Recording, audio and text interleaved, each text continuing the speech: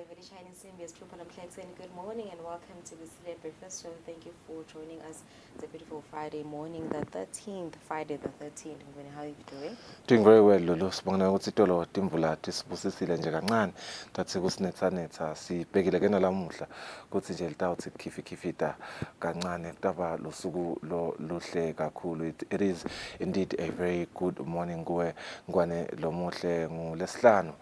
Suku lolumnanzi kakhulu lolu njengoba sibona itolo umsebenzi lomkhulu lapha kalobamba eParliament indleba yesikhulu beyiselecta noma ke beyi-electa labo ke labatawu batimphunga labalishumi umsebenzi ke uchubekile. We saw 50% of letimphunga letikhethiwe ukuthi kube bomake kanzi lomnye 50% kube bobabe. So nje indzaba lesiyilandzelelako lena sitabanayeke LinkedIn kule with our senior journalist kuchubeka nje kuhlatiya ukuthi njengoba sasho ukuthi sibuka nang section 93 we constitution yelive loshoko ukuthi the parliament of Eswatini shall consist of a senate and a house of assembly. House of assembly ke yona seyiphelele, isenate sibonile ithatha sigaba sayo itolo sekucala lesitawuthembisa ukuthi vele sesiyangakhona ekuphelele njengoba we do have the 10 losovele uelectiwe njengekusho ke kwa section 94 subsection 2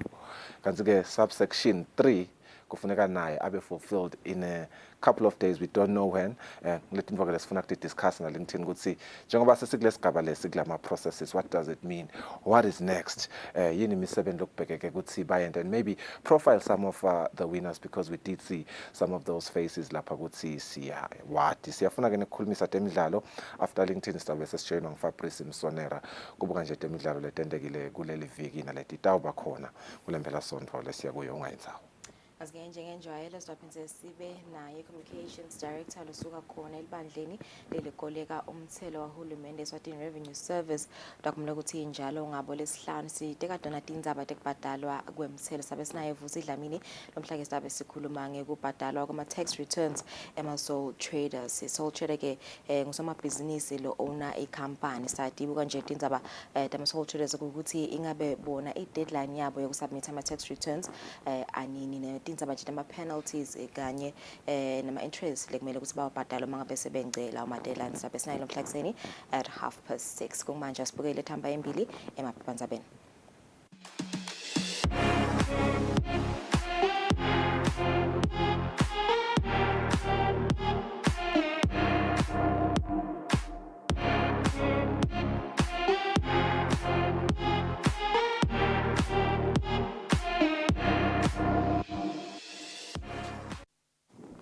Alright, asicale sibuke tindzaba lathamba embili eku Times of Eswatini.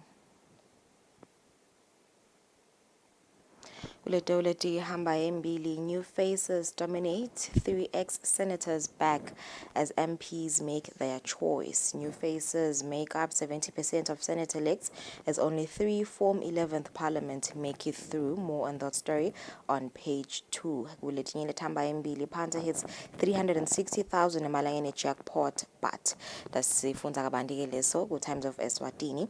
What's the speaker? I will not entertain gossip. Kanti kuletinye lethamba embili likhwane beneficiaries visit ERS for answers. Kanti ke kutemidlalo ku Times of Eswatini lomuhla ekseni Nyanga's future is uncertain. Leso ke lesingathi sigijima embili silandzelwa ngilesithi ball retriever could land United over 50,000 emalangeni fine. Kanti ke kulesiqhamuka ngaphandle kwakuleli Proteas thrash Australia ndalo ke we cricket loyo. And leading headlines on the Eswatini Observer this Friday, Senate seats drama as 10 elected newbies outwit experienced politicians, some announced as winners having long left. Sibongile Ndlela Simelane among shock eliminations and unsuccessful candidates gracious in defeat. Kuletinye lethamba embili, King pardons 952 prisoners. Jails not executive for 30 days ngekusho kwe-TSC kanti ke food energy prices to continue hiking ngekusho kwe-International Monetary Fund. Kutemidlalo Eswatini Observer, the leading headline, Coach Dominic Gunene's troops going all out as it is war and 2 Bafana. 40 Emalangeni to watch the match, and coach says players are ready. Sibhekile ukuthi sihlango sihambe siyawudlala neBafana. Uthi coach Dominic ba ready kakhulu. Kanti ke lesinye lesihamba embili Mwase is still our coach, despite circulating reports suggesting that coach Mac Mwase was unhappy at Nsingizini Hotspurs due to interference. The team now insists that he is still their coach. Those are the 2 leading headlines. Temidlalo Eswatini Observer lomhla ekuseni. Asibuka Eswatini Daily News this Friday. Your leading headlines: Nguleto Tegu electoral senators, the 10 chosen ones, winners pledge to ensure the economy grows. Nguleto Tamba Mbili, alleged fraudster fled to SA after swindling Eswatini 500,000 Emalangeni. More on that story on page 6.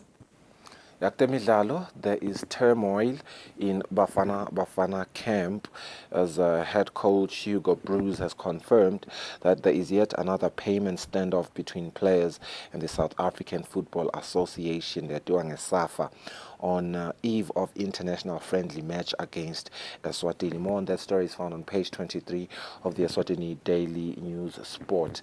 Kanzigele Senior City Bulls spent close to 200,000 Emalangeni on new signings. Let's come guys, South African thump Australia in ICC World Cup. Their cricket team, let's say Kusile Australia emdlalweni cricket World Cup. All right, so it's 7 minutes after 6. Let's take a break. Nasibuya sithatha indaba Eswatini.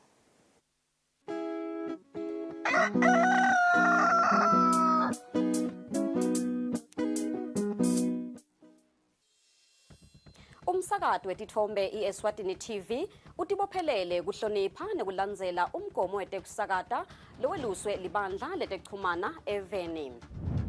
Ngephansi kwalomgomo sitimisele kusakata tindzaba letentiya ngaleso sikhatsi, tindzaba letide emagama laqosheme, letitsembekile, letitsintsa tonke tinhlangothi naletisebaleni. Kusukela kutepolitiki, tetemphilo, tekulima, tetinkantolo netemhlaba wonke jikelele, siniletsela tindzaba njengoba tinjalo ngaleso sikhatsi letenteka ngaso. Kanzi kulomsakato siphindze sikulethele lonke luhlobo lwetemidlalo kusuka emidlalweni welibhola letinyawo kuye emidlalweni ledlalelwa ematafuleni kanye naleto letiqhamuka ngaphandle kwakuleli. Leti tindzaba lowutiletselwa ngumsakazo wetithombe iEswatini TV.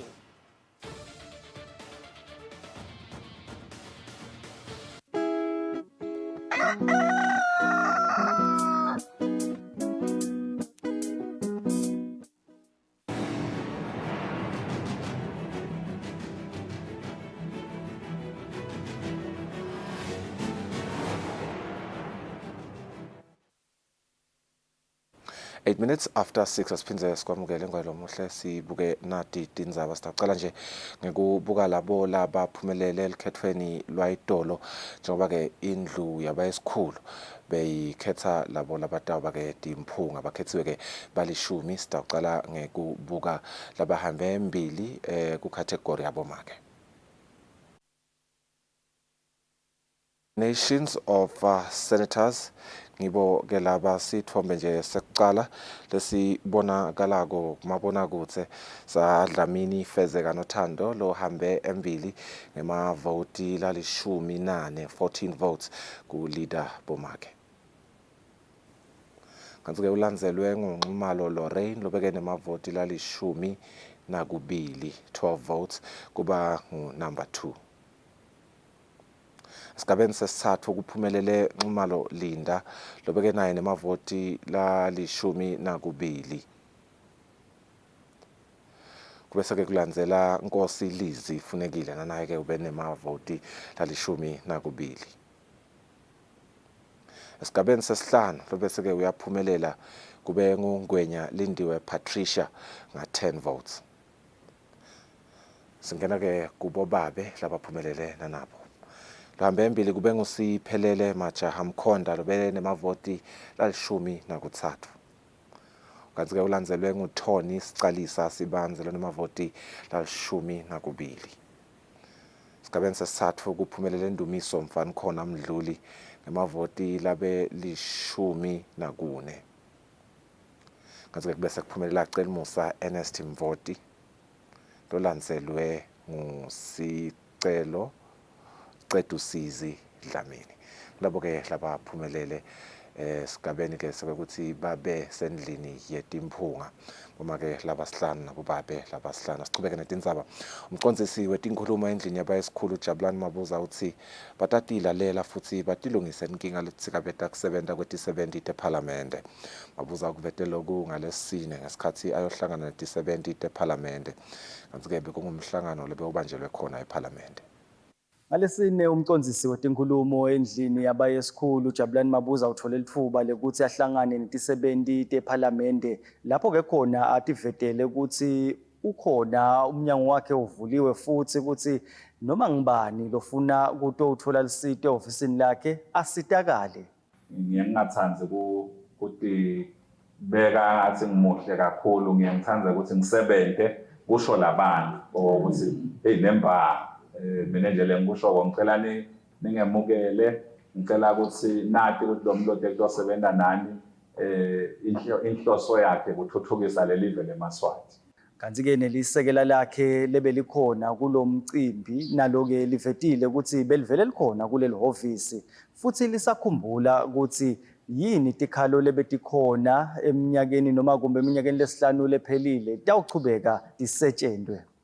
Ama politicians kukhuni kwathatha akuthanze onke, but staff kulalela letindzaba tabo, and can assure you ukuthi besizwele sithi qalile ne-executive lebesisebenza nayo ngawuthi nje sitawuchubeka la sigcine khona staff members. Mapalani wePhalamende Benedict Xaba naye ke ube suyaveta ukuthi kukhona tikhala lekusafuna tivalwe khona ePhalamende. Ukuthi siyenze iPhalamende with excellence, kubeke noma sekuphenywa kanjani khaleke staff sakho one speaker NPS sithi khandile kakhulu. There's a spirit of excellence and we believe we are going to tap from you in your leadership. Mabuza ke uvetile kito leti-70 ukuthi yena uyindvodza yemaciniso futhi ke akasiye ke umuntu lotawukhona ukuthi alalele tindvo letingasito emaciniso. Ucelile ke ukuthi labo labeta kuye noma labafuna kutakuya ngetindvo letingasito emaciniso abacale nyalo bamenyanye. Ndzabeni Eswatini TV ngingithemkosi ngwamavimbela nasimuva shongwe ePhalamende. Lobeka bambe kuba indvuna yetemcebo waphansi nemandla Jabulani Mabuza uthi ubonga emakhosi kanye nebantfu basenkhundleni yasesipiki ekutheni bamethembe kusukela ngeminyaka wa-2013. Kanti ke kusukela ngaloyo mnyaka Mabuza bekasolwa ilunga lePhalamende lalenkhundla esipiki. Waphindze waba indvuna yetekuvakasha netemvelo, litiko letekulima, waphindze ke wabamba nasetiko letemcebo waphansi nemandla. Mabuza uvetelo kwemcimbini wekumvalelisa lobeka yandelwe etiko letemcebo waphansi nemandla. Tikhulumi tichaze lobeka indvuna yetemcebo waphansi nemandla Jabulani Mabuza njengemuntfu lolimelako liciniso longumholi nalocotfo kulokunyenti. Tikhulumi titsi labeka ngiko emsebentini beka ngiko ekhaya. He didn't behave like an acting minister. He was our minister. Mshengu, thank you so much for being a father to us, for being there for us. They all testified it. We have achieved whatever we did. You were there to guide us and to lead us as a ministry. We ask Protector for the ministry. He will fight for you and he will stand up for you. Siyabonga kusiphathela kahle babewethu. Sibonga kakhulu asikake sambona abuye ekhaya akhala ukuthi emsebenzini sebakendeni sekunjeni. So I want to believe ukuthi ngilokuthi niphethene kahle. Nathi usiphethe kahle kakhulu.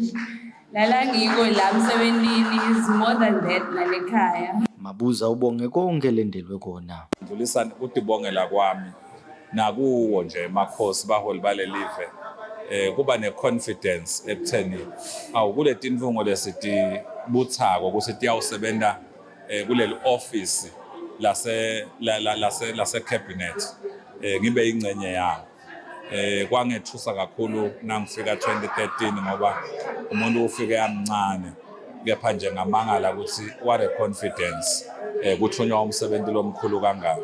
But ke lokwaringa engqondweni yami kwaba ngiloko ukuthi kufanele ukuthi sibe ngema servant of the people.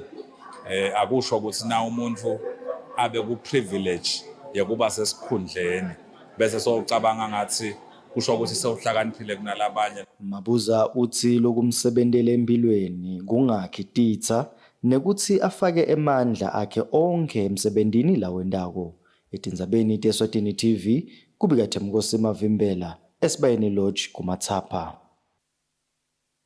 La Eswatini Sugar Association ifaka umfutho lomkhulu ekutheni luhlangothi lwashukela lube ngilolu Kusile ngekucinisa tinhlangothi letimbalwa letifaka ekhatsi kuvikela imvelo kuthuthukisa umnotho kanye nemimango kulokunye. Lokhu ke kucuketfwe ngombiko walenhlangano wekusebenta weminyaka wa 2022 kuya kumnyaka wa 2023. Kulombiko lothenza kuphuma wale nkampani uveta ukuthi imedamo yale nkampani solo iyachubeka ekuthenini simamise lolihlangothi ngekufaka umfutho elihlangothini lokuvikela imvelo kutfutfukisa umnotfo kanye nemimango. Elihlangothini lokuvikela imvelo kungimanje le nkampani ibika ukuthi 21 wetinhlangano noma ke webalimi bemoba basebentisa gesi welilanga. Letakhiwo kubheke ukuthi tiphele ngalokuphelele titawube setiyakhona kwakha gesi lolinganiselwa ku 6143 megawatts lotawuchamuka kuma solar plants lang 28. Lo mbiko uthi timakethe temava labamhlophe lokuyimakethe leseyinesikhathi lesize futhi lesimeme lonyaka ifake imali lenganga 887,418 US dollars. Ngekuthi ke le nhlangano inesitifiketi i-Fair Trade Certificate lenekuthi lenye yalengcenye yemali iya kuto tisebenti letisemimangweni kanye nebalimi labasitakala kakhulu ngekutfutfukisa emakhaya abo kanye nemimango. Le sitifiketi ke sinemacembu langu 27 nawo lekutinhlangano tebalimi letisemakhaya. Lo mbiko uphindze uvete ukuthi shukela losemasimini kungimanje loniselwako ulinganiselwa ku 60,000 hectares kanti unesivuno singu 680,000 nangabe ke simo selitulu singulesijwayelekile. Lolu hlangothi lufaka lokungenani 6% emnotfweni welive lokufaka sandla ihlangothini lokukhicita manufacturing kanye ke netekulima. Lokwenta ukuthi lolu hlangothi lube ngilelinye lelicasha abantu labanyenti eveni. Etindzabeni kubika Sondomlangeni kanti titfombe titfolakale ku website yaka IPA. Losabambe kumanga mabhalane lomkhulu etiko letemfundvo naniki mnisi uthi kushaya abafundzi etikolweni soloke akukho nani emtsetfweni litiko lakuvala ngakho ke bothishela abagweme kushaya abantwana. Lokhu ke kulandzela ukuthi bafundzi labenta libanga laka form 5 esikolweni lesiphakeme sakaZombotse bakhale ngokuthi ithishela lomkhulu ubashaye bade balimala etibunu ngenxa yokuthi abakahuli etinhloko. Bafundzi labenta libanga laka form 5 esikolweni sakaZombotse High School bathi tishela nhloko ubashaye kametima emalanga ate alandzelana abashayela ukuthi abahuli etinhloko. Nanoma labantwana babhala luhlolo bathi ubashaye bate baba nemivimba lebonakalako etibunu. Labafundzi lengeke sabaveta etithombeni bathi batawucedza kubhala kuti matutane babe ne-prom night ngako ke bebafise kuba bahle etinhloko. Simtholileke tishela nhloko Bhekizwane sambuta ukuthi kuliciniso yini ukuthi ushaye bafundzi bade balimala. Zwane ke uthite vele ubashayile bafundzi ngekuthi abahuli etinhloko wathi noko bawati kahle kamhlophe nemthetho wesikole lingama prospectors lathi kumele babe netinwele letincane yingci nje basesebafundzi balesikolwa. Utheke ngekwati kwakhe kude umfundzi lamshaye wade walimala. Sibeseke sikhulumisa losabambe kuba ngumabhalane lomkhulu etiko letemfundo naniki mnisi kuva ukuthi litiko litsini ngalendzaba uma abafundzi bashaywe kanjena. Kunjalo nje ke silitiko siba buhlungu kakhulu lokucatshaniswa nebantwana nanebatali ngibobotishela kodwa ke indzaba lesicela kuyisebenta sicela kubeketelelwa ngibobatali bebantwana labathinzekile bakaZombotse sisayisebenta. Sicela abantwana babambisane nelitiko ngekubanika umbiko lengiwo sitokhona kuphumelela kucedza lendzaba nalobulwane losebentwa botishela ebantwaneni. Litiko letemfundo ke lakuvala kushaywa kwabafundzi ngoba sibese siyaphunyuka sandla kulabanye bothishela bagcine balinyelelwe bafundzi. Etindzabeni kubeka Giyani Msebenti navuma inkosi Nzinisa nathanda kuhle Mdluli kaZombotse. Litiko letekulima likhutsata sive ukuthi sibe nendlela yokuphatha kudla Kute-ke kungagcini sekubanga tifo lobu-ke kuhlanteka kwekudla itiko letekulima Cyril Dlamini uthi babone isidingo sekukhulumisa lesihloko kuvikela kwanza kwetifo letibangwa kudla lokugcina sekuba nemthelela longesimuhle nasemnothweni welive. Ubungothi lobungaba khona kumbe ngingaspecifya nje ngoba lama mycotoxin imagroup incumbi emafangi lokhanze ukuthi asibangela agcina asibangele kona kanje ngingachaza nganango kwema aflatoxin ama aflatoxins ngiwo lokhanze ukuthi agcina nakakungenele masinyana kusho ukuthi acute poisoning yawo ukhanze ukuthi kugulisa ngaleso sikhathi leso kanje akhona nema chronic effects noma ama long term effects akhona ukhanze ukuthi nakaphe ukudla lokungcolile ngalolu hlobo lema aflatoxin ukhanze ukuthi umuntu usodevelopa immune deficiency nabo liver cancer to be specific. Kuvikela ukubhebhetela kumbe kwale poison lobangwa ngule fungi lena ukuthi kumbe balimi bacale ensimini ngoba le fungi lokho kuyangenela silimo sisesensimini even though keja kona kahle hle kusithanza sona lesilimo nasesivuniwe lokusho ukuthi kahle hle kuthanza kona kakhulu i-moisture content noma moisture umswakama la kule sivuno sakho nawusedulu sikhulumela ema-grain crops asikhulumela ema-vegetables sikhulumela ema-grain letiluhlavu fayikathi omabele bombila bomabhontshisi tindlubu tinhluma emantongomane so dona-ke siye sifise ukuthi balimi batomise leto tivuno sabo size sibe ngaphasi kwa-13% moisture content kungaba ngaphasi kwa-13% moisture content le fungi ayikhoni kuphila ku-environment lenjalo nayingakhoni-ke kuphila kule environment lenjalo ayisakhoni-ke kusifakela lobo poison lakudleni kwethu sesiyakhona ukuthi kuphephe. Sihlalo wenhlangano yebathengi i-Consumers Forum Mandla Njakala uthi kudula kwetinto etitolo kunemphumela lomubi empilweni yebathengi. Njakala uthi lokho-ke ngilokunye lokuthikabeta kusebenta kwengcondo. Itiko letempilo-ke liyagcizelela ukuthi nguloyo naloyo akakunake kuphila kwengcondo yakhe kude kuthi umkhicito imihla namalanga ube nguloyo lomuhle. Libandla itindzaba-ke likhulumisa isive seMaswati endzabeni ukuthi njengoba sibona kukhula kwetintfo kwenzengo yetitolo impahla yonke nekudla nalokwa kuyakhula. Ingabe lokho-ke kunamphumela muni noma mthelela muni kusoke isive seMaswati. Siyathikamezeka kakhulu vele empilweni.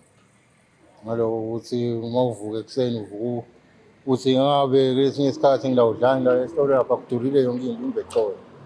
Siya-affecteka kakhulu ngoba 20 cent onyukako 50 cent onyukako whatever lokunyukako u-affecta ngisho lohluphekile ngisho longaholi naloholako. Kuyasikhinyabeta kakhulu sinama-customer because akuhlangabetani netidzingo tethu ngalokuphelele especially because leti info setidulile kani our income ayisiyo lekhuphukako. Siphindze sakhulumisa sihlalo welibandla lenhlangano yebathengi kuleli Consumers Forum Mandla Njakala kuva umuvo wakhe ngayo lendzaba yekumgcoka ukuthi ingcondo ihlale ingileyo lephilile nekuthi-ke nathi tinto tiyakhula. Kumbe indlela lesingakucela kumbe sikwendlulisela kokuthi uhulumende wethu kumgcoka lokuthi kulama mental health institutions athuthuke abe yinto letakwenza ukuthi sonke siMaswati siyibukete ukuthi ingasisita kanjani. Bodokotela-ke bayasho ukuthi itandla tivulekile sive kaside sitothola kwelulekwa nangabe sekukhona lokungasahambi kahle ikakhulukathi-ke kungaze kufike nakusoke isigaba sokuthi abantu bebangaze bathathe impilo yabo.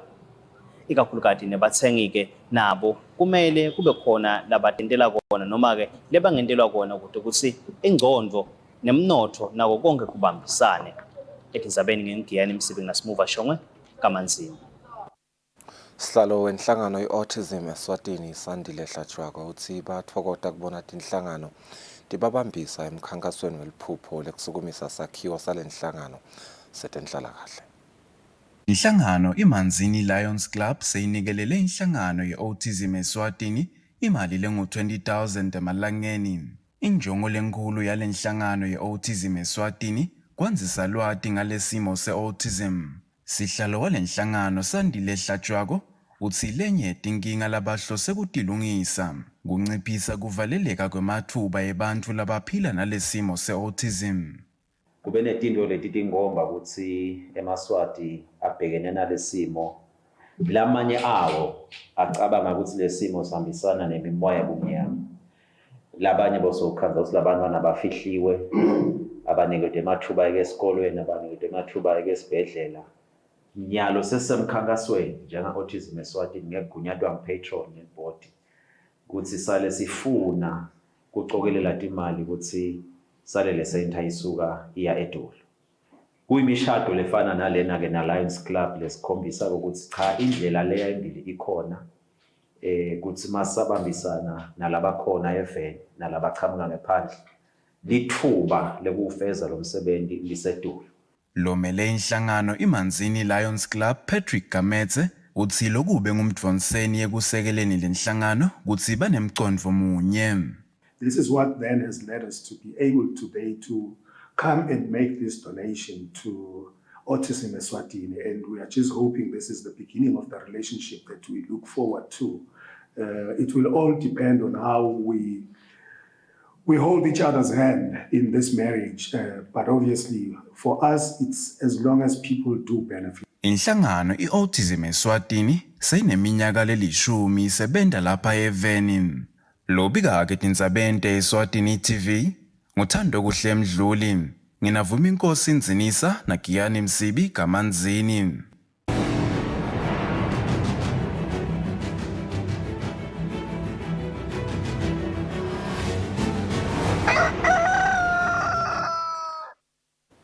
Kutemidlalo umchumanisi wenhlangano lengamele ibhola lapha eveni Muzi Radebe uthi kuphuta kufika kwemvumo lechamuka enhlanganweni lengamele ibhola emhlabeni iFIFA ngekho-ke lesekwente ukuthi likhethelo lesive sihlangu semnikati lisuke kuleli ngalesithathu ngaphandle kwekuvaleliswa.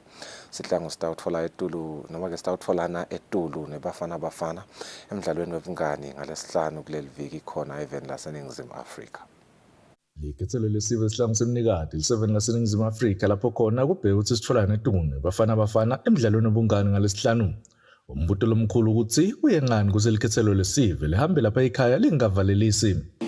Lokube inkinga kakhulu ngidawusho ukuthi ema-confirmations kakhulu kade lachamuka kakhona eNingizimu Afrika njengoba ngibo laba lengidawuthi silikhethelo lobavakashela ngewema-host ngibo labalungisa izinto letiningi talo mdlalo.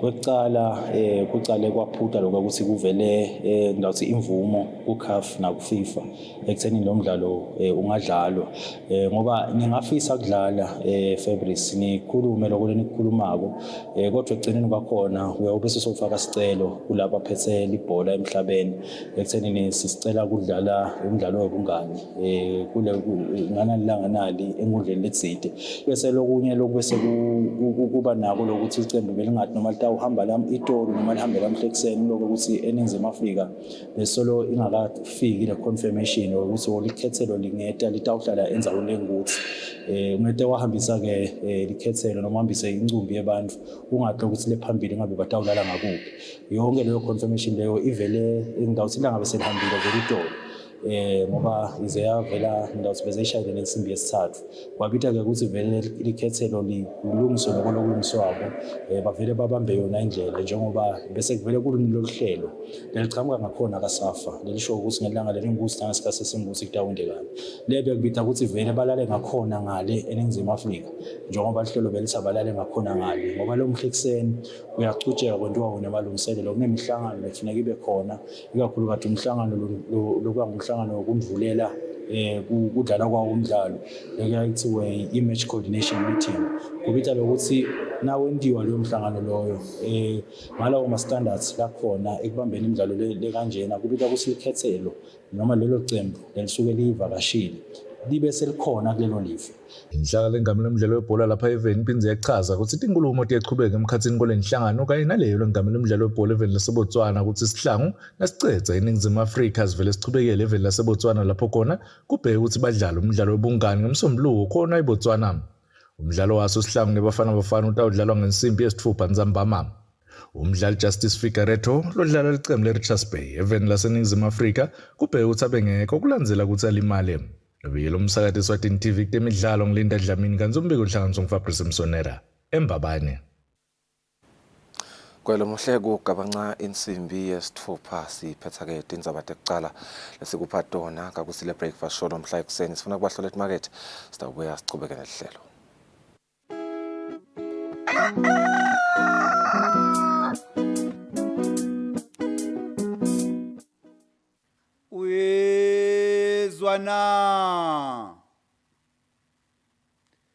Uyezwa na.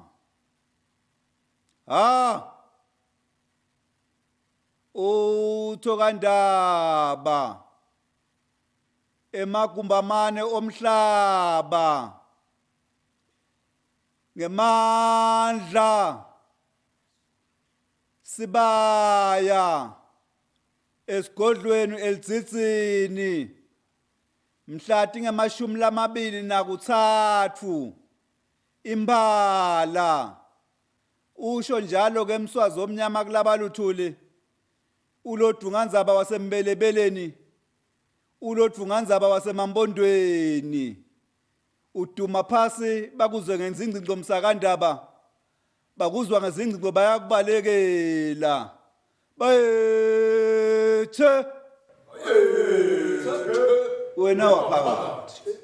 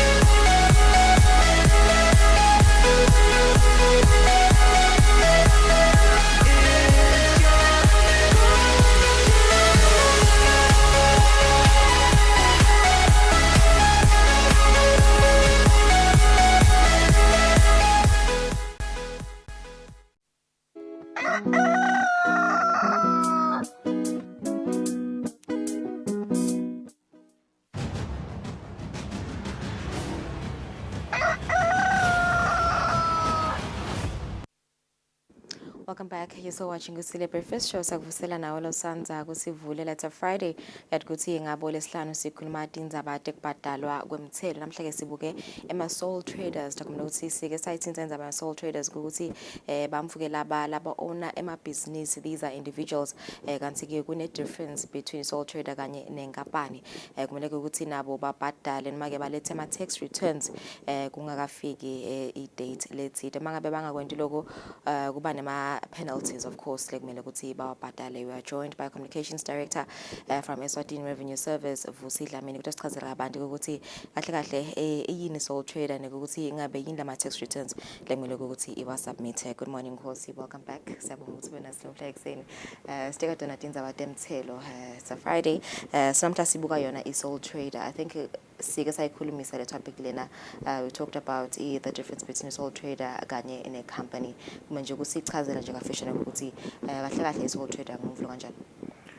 Thank you very much, Lulu. But just like you have said, there is a difference between a sole trade business ne company.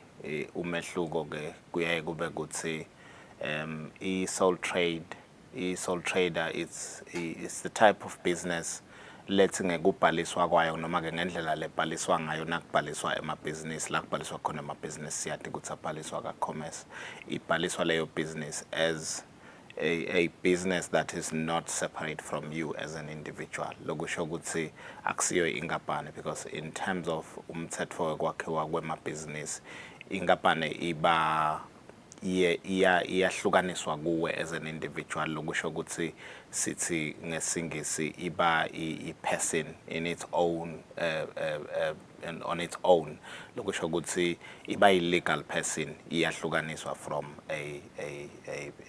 the owner of the business. If as Lulu you decide that you want to form your own company, the company is separate from you. It is a person on its own now.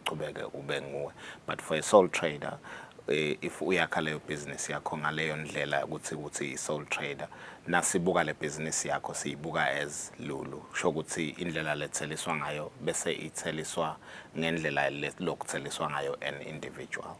I think nanguva kahle nje ngoba uthi vele sole trader ibhadala i-personal income tax, so bese ni rate kanjani ke mhlambe i-tax yakhe nibuka earnings akhe ukuthi uene malini annually noma yindlela nibukako mase kumele ukuthi abhadale. Okay, thank you. Now, because when as a sole trader, njengoba ngisho ukuthi asekuhlukanisa asengibekise ngithi the type of business when ungilungelele, but your business is Lulu Investment, but it is a sole trader. It's not really a company.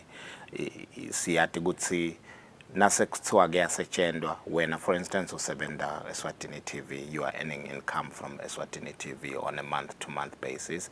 Naleyo business yakho Lulu Investment, lay sole trader, let's say it's a grocery or whatever, it is making money as a business.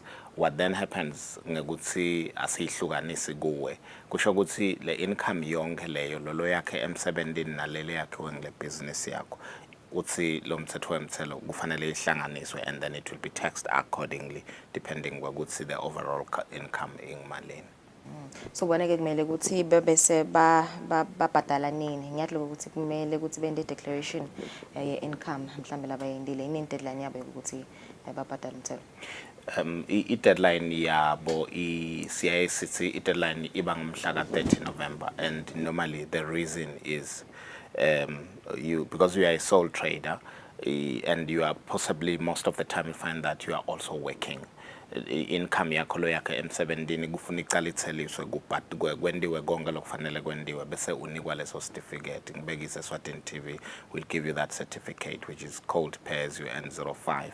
Leso certificate ngilotsuke naso uletha lo mbiko wakho by 30th November ufake sona kusho ukuthi in the business, I mean emsebenzini uthole imali lengaka watheliswa kangaka bese ke so uphinze ufaka ubuka ke ukuthi leyo business yakho, in the case sibekise ukuthi it's a grocery shop, as isebenda umnyaka uchubeka umnyaka womthelo kucala ngaJuly uphele ngaJune, isebende kanjani yakhe iprofit lenganani, and then that profit portion, that is what we say then will be subjected to tax, of which it will then be added to your income that you would have made Eswatini TV, and then bese utheliswa based on that. But obviously Lulu usuke so ubhadele umthelo ka Eswatini TV, and mhlawumbe nanga bebe ngabuyele emuva kancane utawuthola ukuthi nakuleyo business yakho bowubhadala on an ongoing basis kusuka July mhlawumbe kuyofika June, ngoba kuba nabo provisional tax that you are expected to pay along the way as uqhubeka urana leyo business yakho. Then you'll find that there's a small portion that you need to either add or maybe you'll be due a refund at the end of the day. Lo sho ukuthi ngosivelela ama supporting documents nama financial statements nje abalekile. So do you have instances lapho khona mhlambe sole traders tukwenza ukuthi ede lama documents lawa phenze futhi mhlambe kubhadala kwa umthelo ku on and off bese ni handlisha kanjani nje leyo case leyo? Yeah, we do really encourage businesses, because I think the reality is that if you're running a business you gufuna ube nema financials. Nema financials ngiwona before we even talk about tax. Ngiwona la kutshela ukuthi ibusiness yakho ihamba kahle noma ihamba kabi. So ngilele sithi ke kufuna bese usinika kona kusho ukuthi engabe vele ibusiness yakho isebenza njani. So the financial statements, yes, they are very important, but yes, we have had a challenge where you find that small businesses, they don't submit the financials. Unfortunately, if you don't submit financials, ubese utikhanza so in a situation where you can't prove certain things, and that is why I'm declaring this as the profit that I have made. And we always encourage that businesses must do that, because umthelo, you can only be able to pay the right amount of tax if you are keeping records and you are doing your financial statements. Yeah. Ingabe nje mhlambe nani buka nje data yenu nje Nkosi banganani nje bosomabhizinisi labasuka basemuva nje ngebhadalwa kwawo lo mthelelweni and kunimisa kanjani nina as ERS nje lokho? Maybe not top of head, but I know for a fact that when we're talking about this type of businesses, the level of compliance is not what we want it to be. It's quite low. Maybe if we are lucky, it's just slightly above 50%, which is not what we expect it to be. But siyaqhubeka sifundzise and encourage businesses to do what we expect them to do. I think there's a number of initiatives leswendile sizama kupartnerisha with entities that are working with these types of businesses. Ngibekise sisebenzisana nabo commercial amadoda ukuthi siqhubeke sibafundzise because inqumbi yabo you find ukuthi batfolakala kakhulu etiqinisini and lapho ngilaku emabhizinisi abukwe kakhulu ngcommercial amadoda nabo first speak ke I think we are well aware babuke bosomabhizinisi bemtsabo nabo siyakhulumisana nabo ukuthi ba encourage lawo mabhizinisi awo ukuthi enter the right things and attend at the right time. Ngathi ke ukuthi nine vele nje nihambisa embili indzabe ama penalties nama interest ingabe eme kanjani nje ama penalties ayafanana yini ama penalties a sole trader nama penalties enkampani? Yeah, actually I would say that we don't really, we will be honest there, we don't really want businesses to pay penalties and interest. And I think that is why you will even see sometimes, and which is not encouraged by my organizations, Lanjangabo IMF, my business would say asulelwe my penalties, because then it encourages people not to comply. And my penalties, they're there to just to say, if you are not compliant, please try and comply. But definitely, if then you find yourself on the wrong side of the law, you will find that then you will pay those penalties, which they would range depending on the type of tax. Lapa skulma ukuthi submit my income tax returns. There will be interest. Interest normally, I think it will be 18% of the debt, but my penalties, they will start from, depending on the type of tax, you will go up to about 20%, going all the way up to even 100%. And we don't want, that is why Siaba from my business, do the right thing. I think that is why, so that you don't find yourself, you've made a profit of 100,000 emalangeni, but you find that at the end of the day, 20,000 of that or 40,000 of that is going to penalty. Then it is killing your business. If you had done things accordingly, you would not have found yourself in that situation. Because you've always said ukuthi mangabe somabhizinisi noma leyo nkampani leyo itikhanza mhlambe senetinkinga kubhadala umthelo, as the ERS you're always open to ukuthi bamvubete mhlambe kube naleto tivumelano ama agreements le nitatbhala phansi in terms of ikubhadala kwalo mthelo. Ngabe nalana in this case kuma sole traders bakhona yini labangandala sivumelane leso? Definitely, we always say for any of our clients, be it an individual client, be it a company, regardless of the type of business, if ubona ukuthi you are facing some challenges, because we will never know until you come to us, let's engage, let us know that you are facing challenges here, how do you think you are going to go over the challenges, and how can we assist you? We sit down, we engage, and we will always try to find a solution. Okay, so now submit lama tax returns, ngimaphi nje ma documents lekumele ukuthi babe nawo nje adoba in order? For sole traders, as I mentioned, I think one, because sometimes if you are working, like I made an example, Yako, you will be expected to bring that pay-as-you-earn certificate, which your employer would have given you, but also you'll then also attach financials for your small business or your sole trade. Let us tell ukuthi operate kanjani, what were your expenses, what was your income, and what was the money that you made as profit at the end of the day. If you would have paid a provisional tax at some point in time, you will also give us those details of how you have paid your provisional tax, but basically that you will include in your income tax return, which is lel form lel shogo ukuthi usebende kanjani basically. All right, so the deadline is on the 30th of November. What about the extension? No extensions, and actually I think we are we want to encourage businesses. Today is the 13th of October, and November is more than a month from now. That's why we encourage businesses. Do it now, do it on time. Don't wait until the last minute. And remember, everything that we do it online. If you're facing challenges doing it at home, walk into the nearest service center yethu. But awukhona ukuthi sikuside ukuthi uwafaka njani lama returns kuyo i-tax lokuyi-platform yethu. All right, and of course you do have your WhatsApp line 76063735. 3735. All right, sisibonga kakhulu ngikhothi kwana namhla ekutheni mbukele sokuthi vele ukuthi mangabe uyi-sole trader you have less than a month kokuthi ubhadale loyo mthelo njengoba i-deadline is on the 30th of November 2023. Kanti uma ufuna ukuva kabanti, you can also contact bakhona baka ERS, and also you can visit any service center khona aka ERS. Let's take a break. Sitawubuya nesicubeko nehlelo.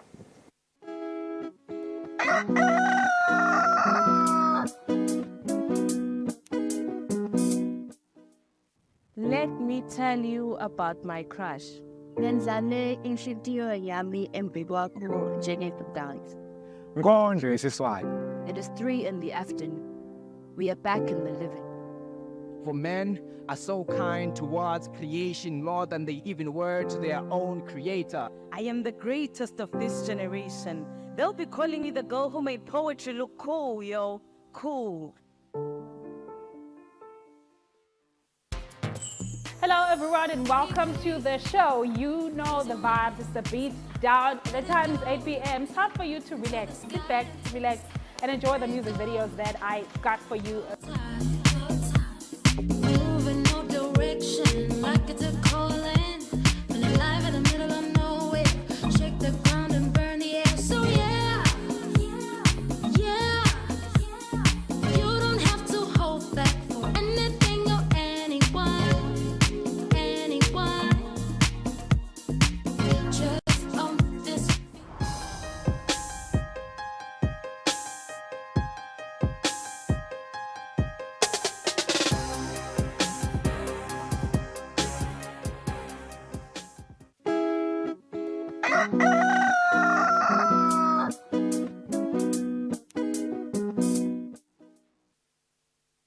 Minutes after 6 ngwalo muhle utawukhumbula ukuthi esukwini la itolo sibone indlu yabayesikhulu ke ngekugunyatwa ngomthetho sisekelo section 93 bachuba nje umsebenzi lomkhulu wekukhetha labantu abayitimphunga endlini yetimphunga la balishumi kube ngumsebenzi umsakazo wetfombe Eswatini TV lo khonile ukuthi ubroadcast kodwa nje it was a very complex and complicated process. Uma ngabe nje vela ukalitfola ithuba lokuthi ulanzelele konke siyafuna kuthatha lesithuba nyalo kuhlatiya kancane some of the processes that went lachubekile lapha ngekhathi sitawukhumbula ukuthi amalunga eParliament lungelele mangaki lapha ngekhathi. It's 59 that were elected at inkundleni plus 10 lo appointwe silo semhlaba, making a total of 69 bavotile ke esukwini la itolo bavotela labo ke labarana kuba timphunga siyathi ukuthi kune male category ne category yaboma ke kube silisa I believe there are around 23 kanti ke boma ke bona beba around 12 bavote nje kabili kuphela ngenza ukuthi ke bangafuni ukuthi kushone ilanga solo balapha they took lamaphepha bahlala phansi ba selector labo labatawu bakhetha nanga nathi tithombe nje ta khona itolo kanje ngilapho khona bese kubalwa sekucela kubalwa ngithi nje bese kuhlungwa lana labangaphumeleli bese vele badliwa inkemba kuchubeka labo la ngathi amavoti abo yabachubekisa lungelele. We do see total votes 69 and then we do see the tally marks of original votes and lokufike ngithi ke kube sekuba ne element yekuba complex and a bit complicated ina element ya transferred votes ngathi inombolo leseti ngalana eceleni transferred votes ke bekabhalwe nge-sub headline lebovu. Maybe nje kucacisa kancane from what we observed eParliament what it means by transferred votes. Lulu, when you vote there you vote originally for who you are voting for as your first option. bese kuba na second preference. Bebathi second preference, behlisa leli vote to the next person. Third preference. So leli phepha nabakuniketa linayo yonke le nombolo yalamalungu eParliament. So you do have angithi 23 kwababi kuleli phepha lakho. Utawukhetha la ukuthi my first preference nangabe ngusicalisa ngiyabekisa ngusibanze sicalisa uyabhala first preference marker X. Your second preference ngiyabekisa stawuthi ngubani Ngumalo Lorraine. She's your second preference. Uyambhala lapha second. That's not transferisha lama votes. Kubuka ngalo ukuthi Timpunga, I mean indleba yesikhulu nayikhetha lapha ibeke ukuthi second preference wakho lungelele ngibani. Sebehlisa leli vote ibaliniketa yena. I think that makes the election process fair. Which is why we saw ndawubekisa I think example lahla kakhulu former Senator Lizinkos, who is now again a senator. Congratulations to her, by the way, and all the senators. She was amongst people with low votes, Nakalo, with original votes. But the transferred votes, akhonile ukuthi ambona soba ngulo phumelelago. It was very interesting. And maybe we will profile some of the winners because we do have the names of the winners. But Lungelele, you were amongst the people that were watching. You told me, Gutsi. It was quite interesting indeed. I think le anxiety, it was quite tense. Goma hopeful, Senate hopefuls, Guguti, solo bakatsile, and as abitoma kama abo nabo bebati balela pants, bebati notela pansi, nabo batindela nje Italia bakubala lokuthi ingabe vele mhlambe sesithole ngakho ama votes. I think lengimbonile nje lengibabonile nangibukela lezi inkosi naye vele bekanelivalo nalinda bekanelivalo na Lorraine naye bekanelivalo, but also the confidence belikhona lelivalo but nale confidence beyikhona, and as abitola magama babala nabo ukuthi no batawuhamba kahle. And also I think what's quite interesting is ukuthi simbonile nomflo omusha sibabonile bamfla basha nelokuthi kungene bamfla basha lesingabadi kunalabo labajwayelekile. Fezeka Dlamini nje she received the highest votes. She got 14 votes in total. But ke siyambona nje lapha nayo ihleli she uthukile naye but nje le confidence ikhona. And also I think look interesting kubuyile nje mhlambe lesibatiko nje lababa senator by 3 lababuyile Sifiso, and then the rest vele bamphla basha. So yeah, new faces sesikhathile kenyalo ukuthi sale sibona lo 20 lo taw selectwa yingwenya. Yeah, we did see a visual there of Senator Lizinkosi sibona tinsathelo bothebula umbutho sebaqalile bayamthebula njengamagama abo bayamthebula vele. Yabona kana le relief. You can see that she's relieved, but you can still see the anxiety is still there because I'll take you through it, Lungelele. I was there at Parliament. I was seated right adjacent to Speaker, so I could see the whole gallery. I could see the emotions. My focus was, as I tally my own votes,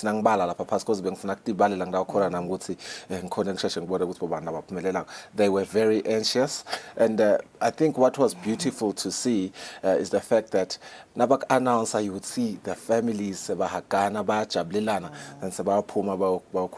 media. But stay kulmisa kabandi na LinkedIn kule later on the show. Kubukuta nje ukuthi lama processes njengoba phela kusesengapheleli umthetho wasekela kuyasho ukuthi kuyabe sekuqhamuka lesinye stage. We will talk about that later on the program. Yeah, but if you missed all that, you can still watch it on our YouTube page, Eswatini TV. As part of the markets and traffic update.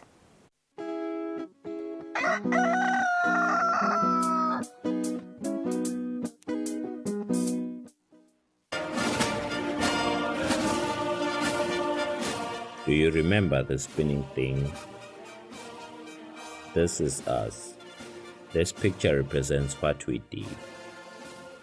We were there when coronavirus wreaked havoc in our population. Together with other stakeholders, we formed the first line, controlling the spread of the unknown and unseen enemy of the people. Anxious ourselves, we collected dead bodies countrywide. At the time when no one wanted to come near dead bodies of loved ones, we did care for our fellow citizens. Thank you, the people of Eswatini and teams of first responders.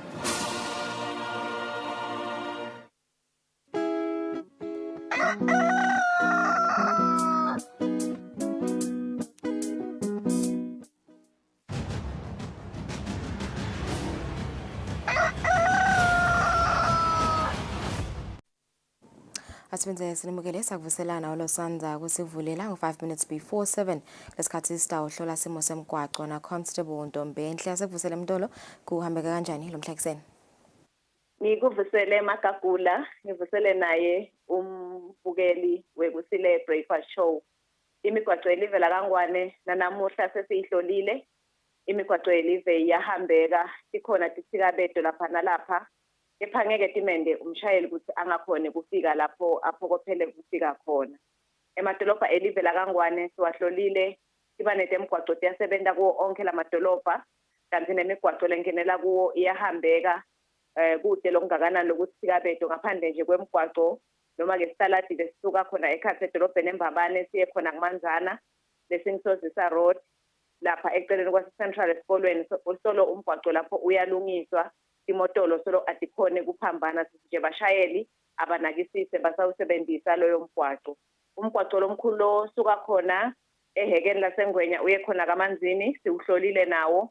Na usuka nje lapha emotshane ukhuphukela lapha kamafutha noma ke eceleni kwalapha kamafutha estation kune truck lapho lefile ekhathi emgwaqweni imphawu tibekiwe kuqaphelisa abashayeli nasichubeka futhi sikhuphuka ngawo lo mgwaqo lapha etulu enkoyoyo kule off ramp noma ke kule off ramp kulo mgwaqo lophumako kulo lomkhulu nakhona lapho macondzana nakhona kuneloli lefele khona ekhathi emgwaqweni uvale wonke lo mvila longasenqele nje bashayeli basashayela baqhamuka khona kongwenya komotshane abende isiqiniseko ukuthi nabafika kuleto tindzawo baqaphelisisa kakhulu imphawu ke tibekiwe nato kuba sithi abashayeli ukuthi basheshe babone ukuthi ukhona bongoti lobukhona ngaphambili.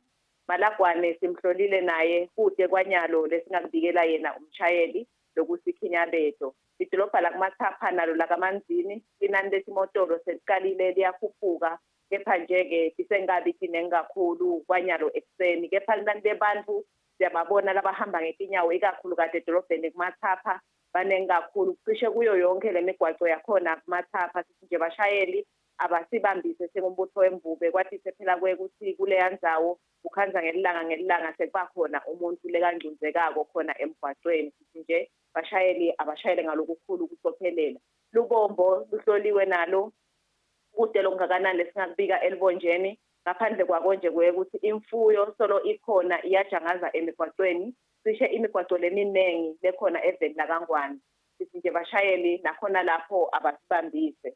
Eshiselweni nakhona sihlolile lesingakubikela yena umlaleli enhlangano edolobheni enhlangano kusuka lapha kaMjuda uye khona eCasino solo lomgwaqo loyo uvaliwe malangeni lamathe sithi nje asiqhubeke sisebenzise wona umgwaqo lo ngena khona lapha esontweni lema-Muslim. Lo kwenteka-ke ikakhulukazi ngesithuba sasentsambama la khona abantu bonke sebaphuma babheka khona emakhaya khona lapha enhlangano ngesizathu sekwekuthi semunye umgwaqo lo khonako kwekuthi uphume ngawo khona enhlangano. Ukhanza imotolo setinyetelana kakhulu natiphuma khona lapho sithi nje bashayeli ikakhulukazi labo labaqhamuka khona kohlathi babheka khona kumahamba abende isiqiniseko kwekuthi banakisisa khona lapho siyathi kona kwekuthi basuke baselungelweni lekhamba kusala noma ke ba-right of way. Kepha-ke siyakhuthaza lokwekuthi na kubonakala linani letimotolo letiphuma ekhathi edolobheni selinengi kakhulu bamele labo umbutho wembubeke uba khona ngethuba tasentsambama nabo bashayeli siyakhuthaza kwekuthi ubambise kuze kuthi umsebenzi wendeke kahle. Ngale kwaloko Thombeni naye umbukeli imigwaqo elivela kaNgwane iyahambeka ngaphandle nje kwalesi senkishilo sikabedo kungaba kufisela yena umbukeli impelasonto lenhle nalephephile basetawusebenzisa yona imigwaqo elivela kaNgwane. Sibonga kakhulu Constable siniketa lo yombikelo mhlakiseni asithathe likhefu sibuye netindzaba singisi.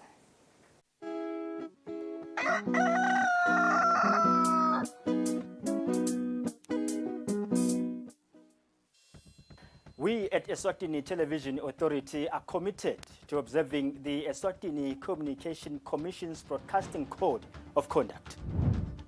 Under the code, we are committed to broadcast news that is current, free from hate speech, accurate, balanced, and fair. From politics to business, health, agriculture, courts, and global news, We bring you the latest updates as they happen, when they happen. We cover all the sporting codes from the football pitch to the chessboards. This is Eswatini TV News.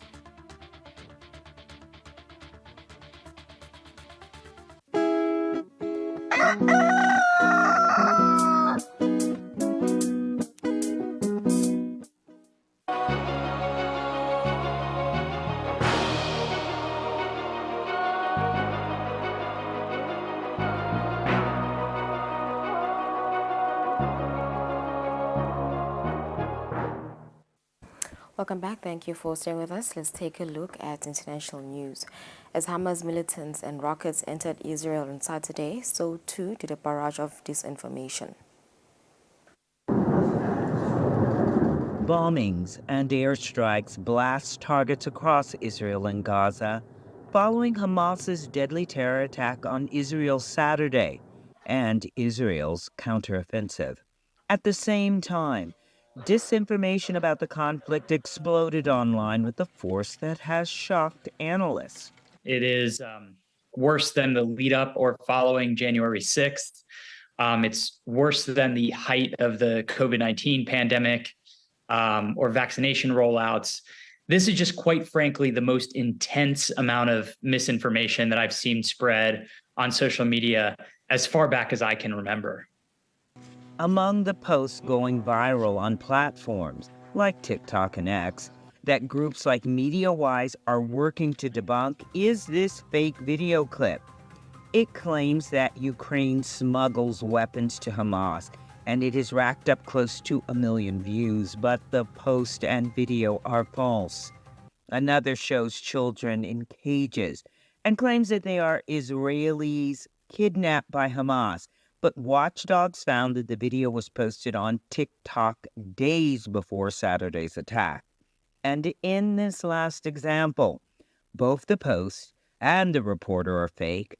The BBC has neither a correspondent by the name of Verona Mark nor a talk show called American Inside. X later suspended the account for violating platform rules. In an active conflict zone, journalists can't always access the hardest hit areas, which creates information voids, and disinformation often fills that vacuum. It means that a lot of the misinformation and propaganda online can undermine efforts for, timely, accurate information that the public needs, and also millions around the world. Social media can help journalists broadcast the truth, but it can also allow false news to flourish. Some media experts have pointed out changes at X, formerly Twitter, including its staffing cuts that have resulted in the spread of disinformation. I think by habit, a lot of journalists like myself, and then a lot of regular people flocked to X, formerly Twitter, to find out what was happening with the Israel-Hamas war. Now, unfortunately, the new X, the entire trust and safety team has been essentially gutted. So you're not seeing the same amount of staffing that were involved with pulling down mis and disinformation and moderating even violent and hateful conduct. The European Union on Tuesday reminded ex-owner Elon Musk and social media platforms of their legal requirements to not share such content. Musk replied via X saying his platform was transparent, and he called on the EU to list the alleged violations. Meanwhile, amid such abandoned disinformation about the conflict, journalists must sort fact from fiction to ensure audiences have access to credible news. Syria has accused Israel of carrying out missile strikes on airports in Damascus and Aleppo on Thursday. News of the strikes comes as fears grow that the conflict between Israel and Hamas could spiral into a regional war in the Middle East. Israel has mobilized up to 360,000 reservists following the attack by Hamas militants. Hundreds of tanks have been positioned at the border with the Gaza Strip. A ground invasion appears imminent. Iran is a major supporter of Hamas, and there are fears that the attack could spiral into a broader conflict in the region. If Israel is going to mount a ground invasion of Gaza, I think there is real concern that these other groups that have gotten Iranian support and that share Iran's goals and share Iran's animosity toward Israel, that they might get involved as well. That includes Hezbollah, a powerful militant group based in Lebanon and backed by Iran. Israeli forces have exchanged sporadic rocket fire with Hezbollah fighters in recent days. Syria said Thursday that Israeli missiles had targeted airports in Damascus and Aleppo, damaging their runways. Israel did not comment, but has previously accused Syria of facilitating arms shipments from Iran to militant groups in the region. In the wake of the Hamas attack, Israeli politicians, riven by bitter internal divisions, have formed a unity government. That may give pause to the country's foes, says former US Middle East envoy Dennis Ross. I don't rule out the possibility there'll be an all-out war, although Hezbollah was counting on divisions in Israel, and I think they've seen what they were thinking about Israel in terms of divisions is no longer the case. So that may also temper their interest in all-out war. And as I said, Iran may have an interest in keeping Hezbollah in reserve in the event that they think they may be attacked. Israel could seek to expand its strikes against Iran's allies and proxies beyond Gaza. There's always the potential for Israel to strike elsewhere, of course, not just Lebanon, which would invoke a third Lebanon war, but potentially the widening of what is already underway between Israel and Iran indirectly, which is the war between the wars, the cyber element, the maritime element. But Israel is unlikely to attack Iran directly, says analyst Lina Khatib. Because this would already stretch resources that this war have shown to be stretched in Israel at the level of intelligence, for example. Meanwhile, the United States has sent an aircraft carrier fleet to the region. President Joe Biden said it was a warning to Iran that they should, in his words, be careful. U.S. Secretary of State Antony Blinken is on a diplomatic push to help prevent a wider war in the Middle East, traveling to Israel, Jordan, Qatar, Saudi Arabia, and the United Arab Emirates. Israelis have begun to bury the dead, including this man who was killed during the fighting at the Be'eri kibbutz in southern Israel.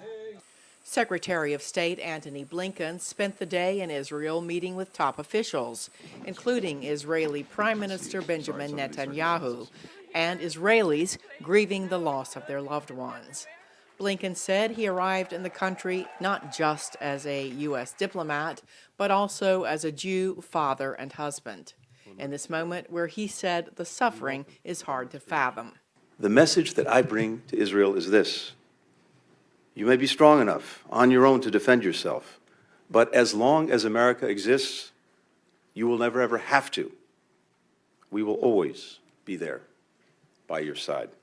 Blinken said he plans to meet with leaders in the region to try to prevent spreading of violence that has claimed at least 2,800 lives on both sides, and to try to win the release of some 150 hostages Hamas is still holding. From here, I'll go on to Jordan, where I'll meet with His Majesty King Abdullah and with Palestinian Authority President Abbas. And then over the coming days, we'll visit with leaders in Saudi Arabia, the United Arab Emirates, Egypt, and Qatar. As Israel continued to pound Gaza City with airstrikes, Blinken said he and Israeli leaders discussed ways to address the humanitarian needs of Gaza residents. Blinken said he also planned to bring up the possibilities for safe passage of civilians out of Gaza during meetings with regional leaders in the coming days. Israel is gathering massive forces, tanks, and other heavy armor around the occupied Palestinian territory as it continues its retaliatory campaign against what Prime Minister Netanyahu called the sheer evil of terror attacks by Hamas. Moscow schedules meetings with Palestinian President Mahmoud Abbas and others in a bid to further its goals in the Middle East and balance its relations with key players in the outbreak of hostilities between Israel and Hamas. Just 2 days after Hamas militants launched their attacks on Israel, the Secretary General of the Arab League was received in Moscow by Russian Foreign Minister Sergei Lavrov, who repeated Russia's prescription for lasting peace between Israelis and Palestinians. There is only one settlement of the Palestinian problem, that adopted at the United Nations. 2 states, Israel and Palestine.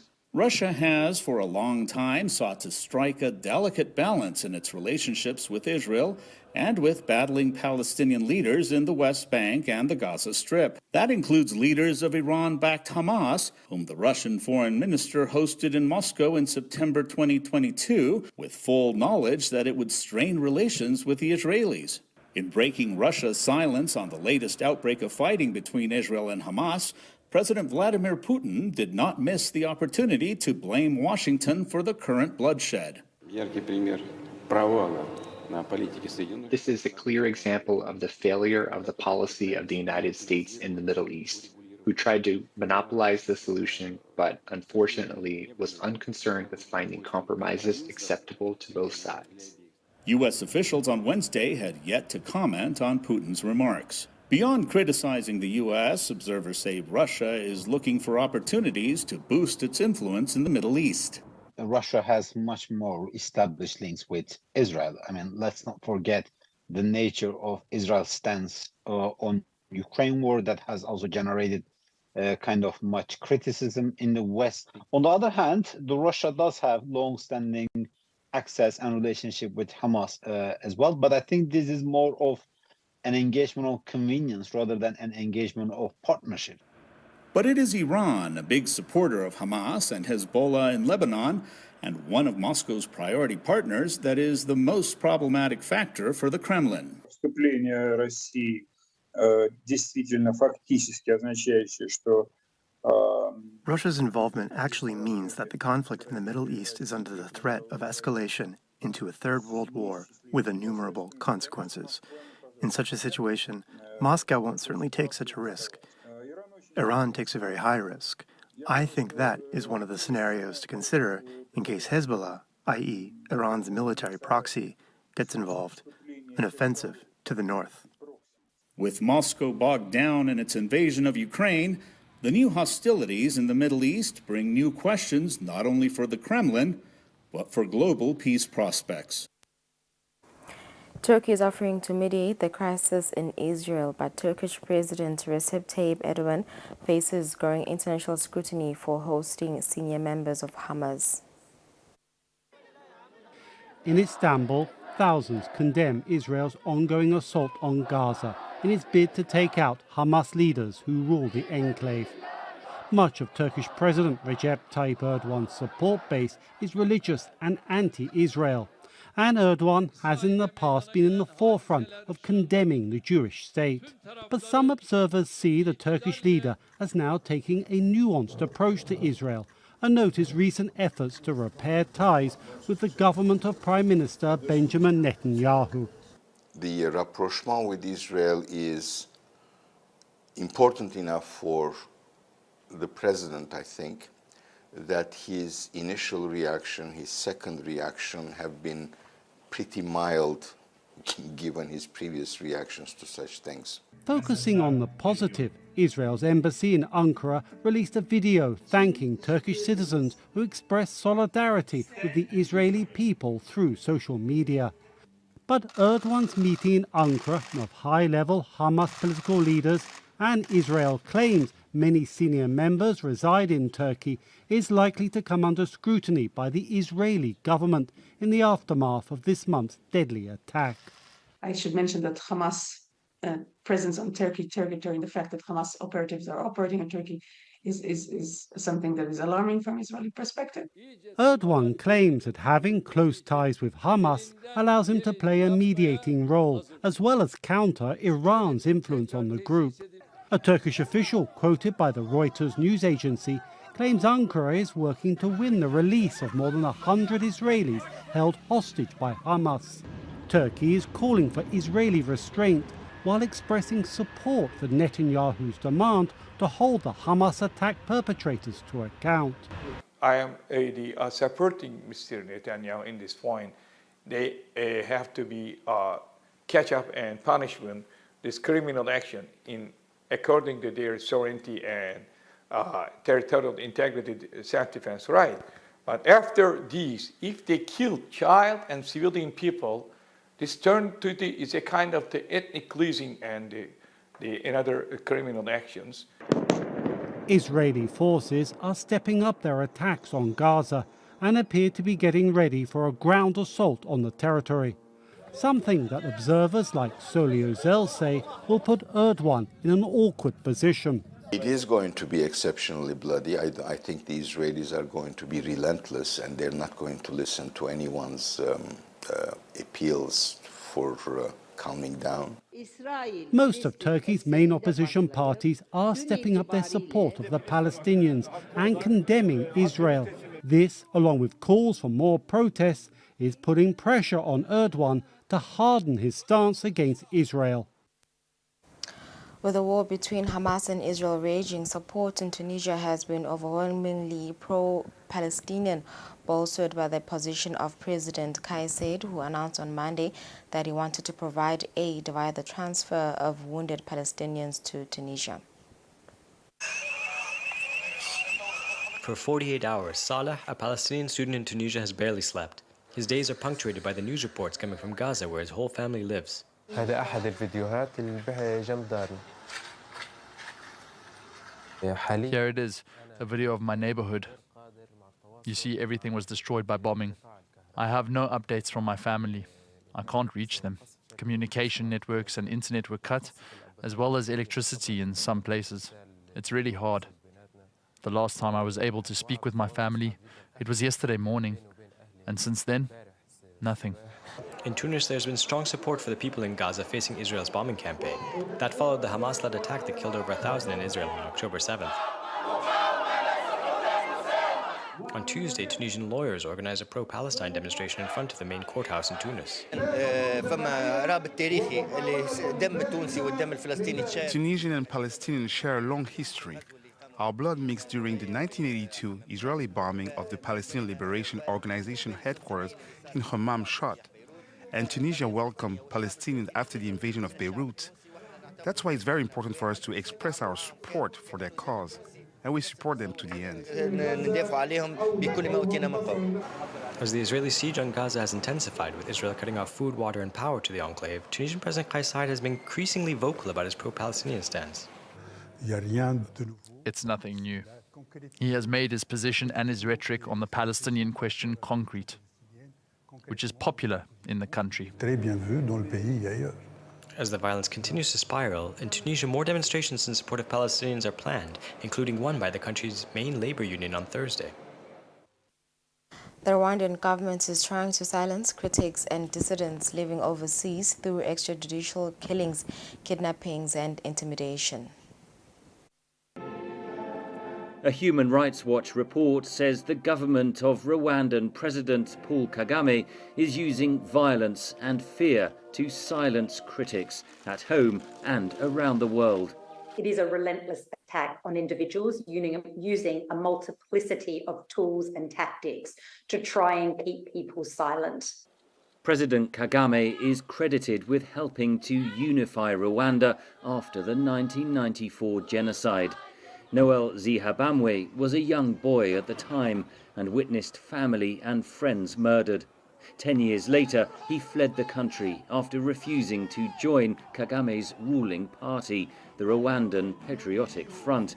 He was interviewed by Human Rights Watch. I know many people who have refused to become members and they end up either being jailed or disappearing. So that's how I left Rwanda. After he left, Zihabamwe says his two brothers and his nephew were arrested in Rwanda. They tortured them. So they were with my brother's first son, who was 19. There's many thousands of people being disappeared. And they're still missing as we speak today. Human Rights Watch has documented 5 cases of killings and several kidnappings and physical assaults of Rwandans living elsewhere in Africa. But we also see it in Europe, where we've seen that there have been threat to life warnings against individuals in the United Kingdom.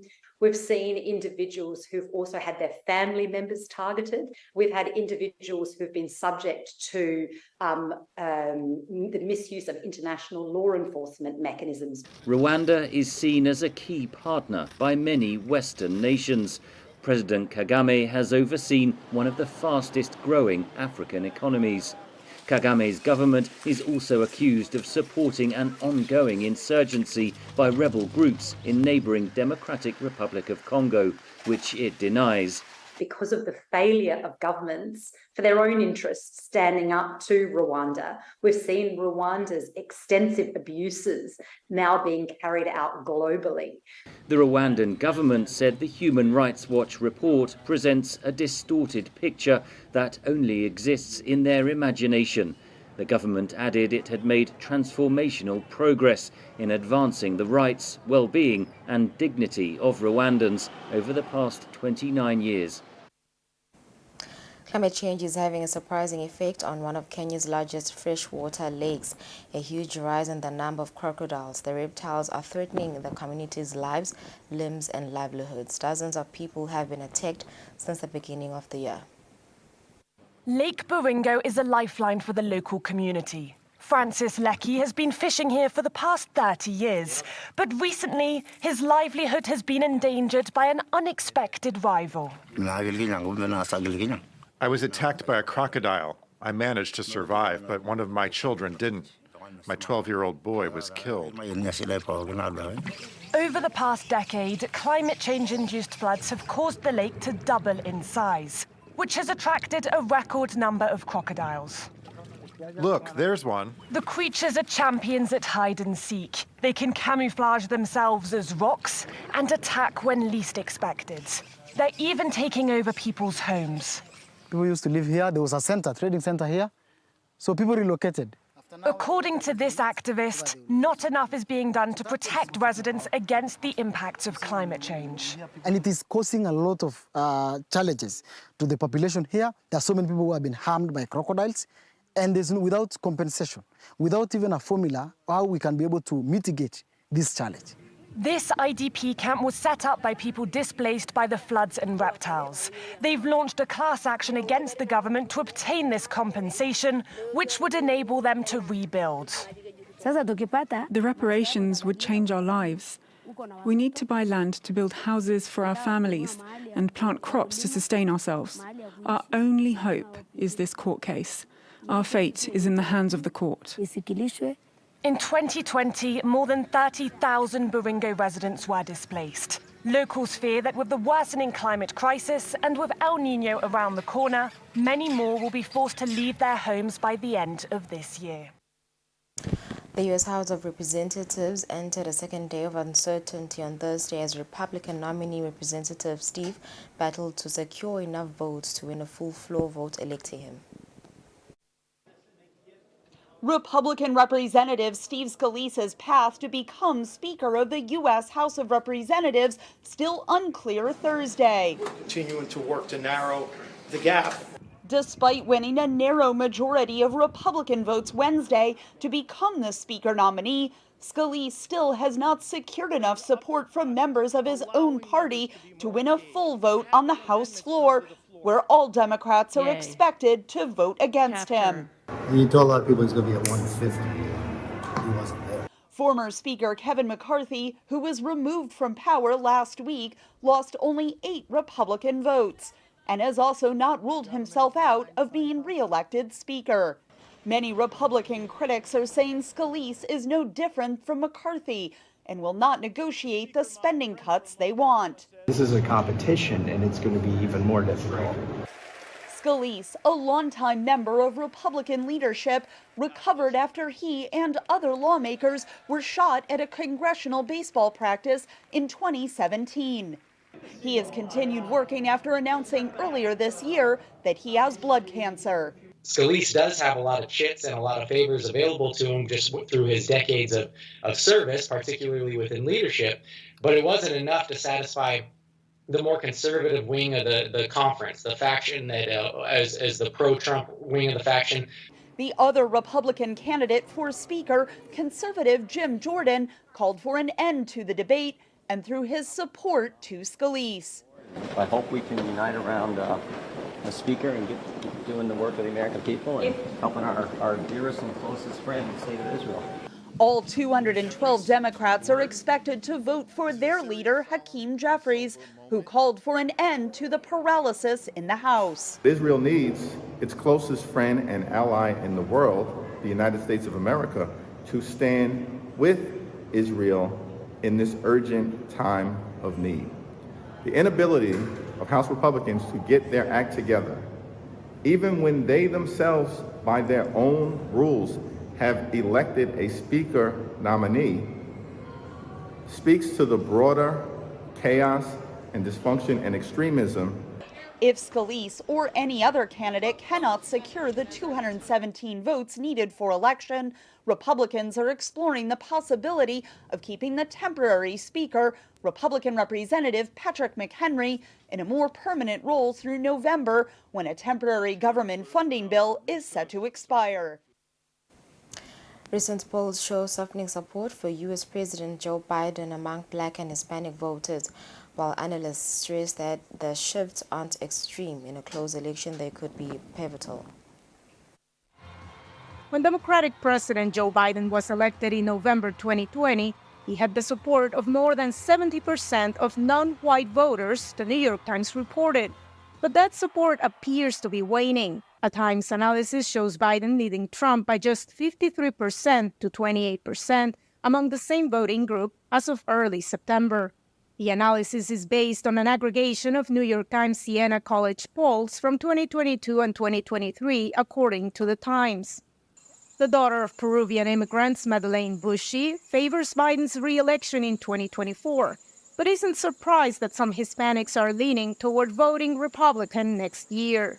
You know, Latinos are a little conservative. Like, if you hear in the news, everyone's talking abortion, LGBTQ plus rights. And, to our fault, our community is a little, conservative about that. So I think Republicans they're doing a good job getting to them. Analysts acknowledge the shift in voting patterns to the right is real, but with a word of caution. We're seeing some working class Hispanics and African Americans who are more conservative sorting into the Republican Party. And that reflects this kind of ideological sorting that's been happening over decades. We certainly haven't seen enough years of that shift to know, where it's going in the future or whether it will persist. Historically, about 90% of the Black vote has consistently gone to the Democrats. But some Black voters told VOA they are undecided about 2024. Lonnie Persley is concerned about the economy. Inflation is crazy right now, but we're not seeing a monumental increase in wages.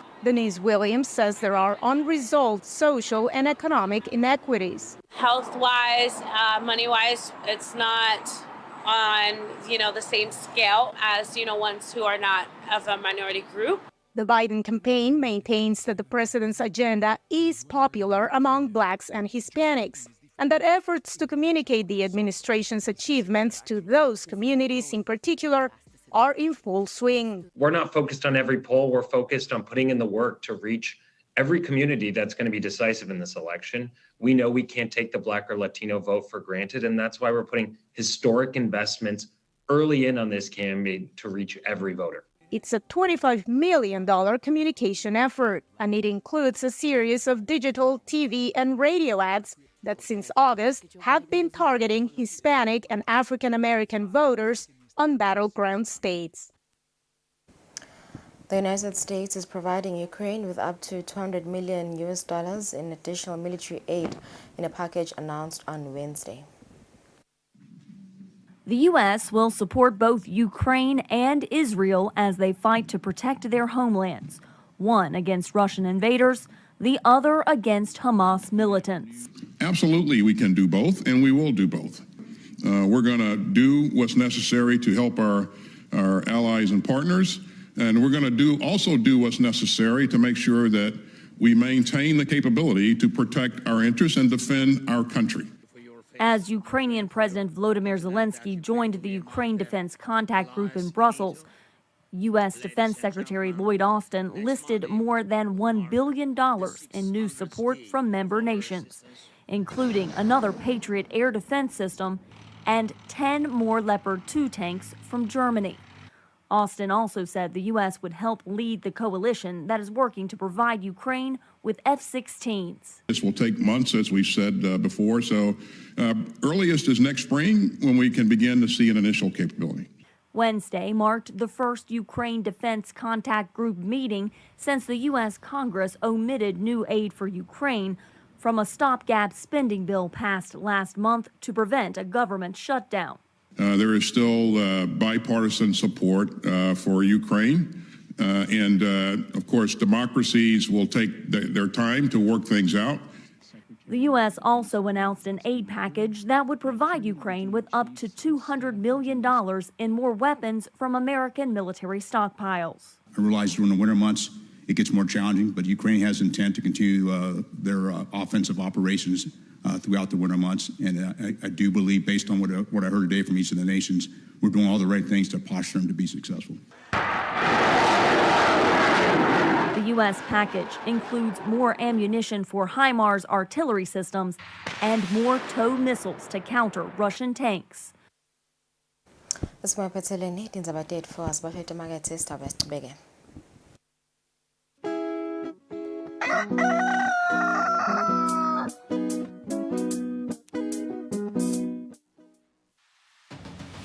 What do you think the best part of traveling is? Is it the food, or is it the conversation, or is it the sights and sound? If you're ready to explore, we are ready to show you the best way how.